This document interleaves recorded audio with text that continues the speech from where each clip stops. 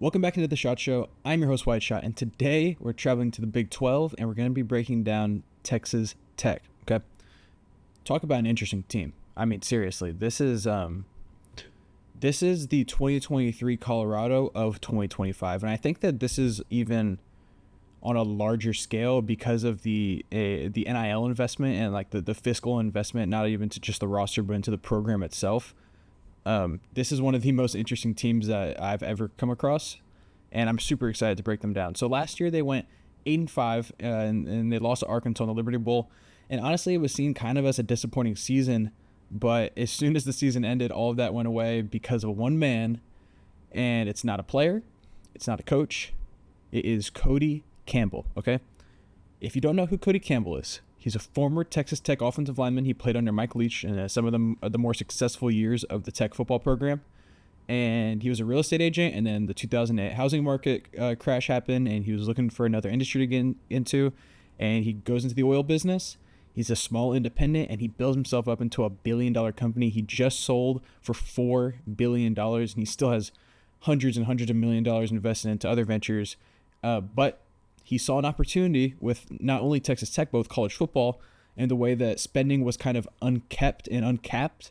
The teams were able to spend an absurd amount of money on rosters, and with Texas and OU out of the Big 12, there's kind of this vacancy at the top of the power pyramid. You know, there's a spot that is open for a team to come in there and claim the number one spot in the Big 12.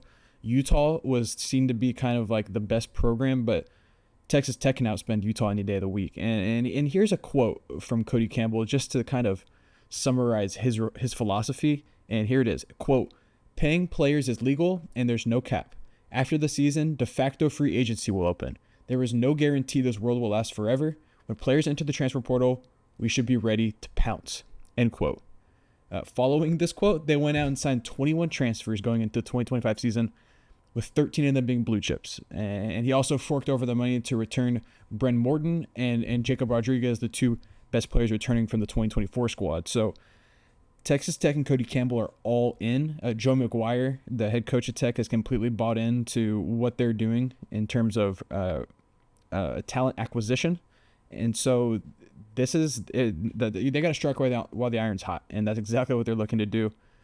They do lose a couple of players, one most notably being Taj Brooks, who was one of the best running backs in program history, if not the best running back.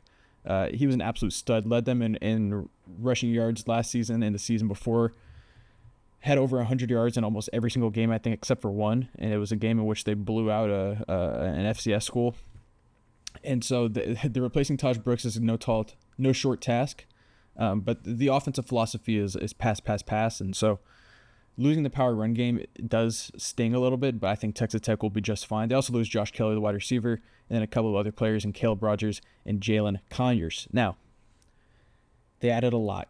Number 2 overall portal class in the country. They added a lot of players, so I think the key additions, it's a bit easier to go by group. First, we'll start with offensive line, and they brought in Cash Cleveland from Colorado, and then added some other really good players in Howard Sampson, Will Jados, and Hunter Zambrano. And then if you go over to the skill guys, they get Quentin Joyner, the running back from USC. That's a huge addition. And then Reggie Virgil at wide receiver, and Roy Alexander as well. And the defensive line, this is where they seriously beefed up. They landed David Bailey, the edge rusher from Stanford, one of the top players in the portal. Then they get the interior defense lineman from UFC and Lee Hunter. Both of those guys that I just named right there, they won those battles over Texas. Texas was in for those guys, and they landed them over there. Romelio Heights, and Skylar Jill Howard are also some edge players that they got. And then the secondary, they added Bryce Pollock, Colt Wisniewski, Amir Boyd, Dante Balford. Just a complete roster overhaul. Like I said, you really haven't seen this at a Power 4 level since 2023 Colorado, where they brought on those players. Now, there's some G5 examples, like Southern Miss this year completely overhauled their roster. Texas State a couple years ago completely overhauled their roster. This past year, actually. But from a Power 4, Power 5 level, you really haven't seen this at all. So this is very, very interesting to see how this is going to play out. I'm so excited to watch it. Some key returners are the quarterback Bren Morton and Jacob Rodriguez and Ben Roberts also both returned. They are the linebacking duo, and then Chaplain Lewis in the secondary. The schedule is interesting. It's super interesting, okay? So they have a very easy out of conference and then very tough road games in conference. And playing on the road in the Big 12 is very, very difficult. Tech was not good on the road this past year. And so let's go break down the schedule game by game. You get Arkansas, Pine Bluff, Kent State, and Oregon State to open things up. You get them all at home. I think you win pretty comfortably in every single one of those games. And now this is right out the gate. You get your toughest conference stretch, which is at Utah and at Houston back to back. I think Utah is going to be very, very good this upcoming season, way better than last year, where you actually have a quarterback that you can roll out and not worry about, him dying because Cam Rising seemed to never be healthy. And then you go to Houston and an in-state game, and Houston's going to be very, very, very good this year. They're going to be much improved from last year. Willie Fritz is a really good coach. He's got that program moving in the right direction. They might be a year or two away from being Big 12 contenders, but you can definitely, if you sleepwalk through that game, Houston's going to bite you.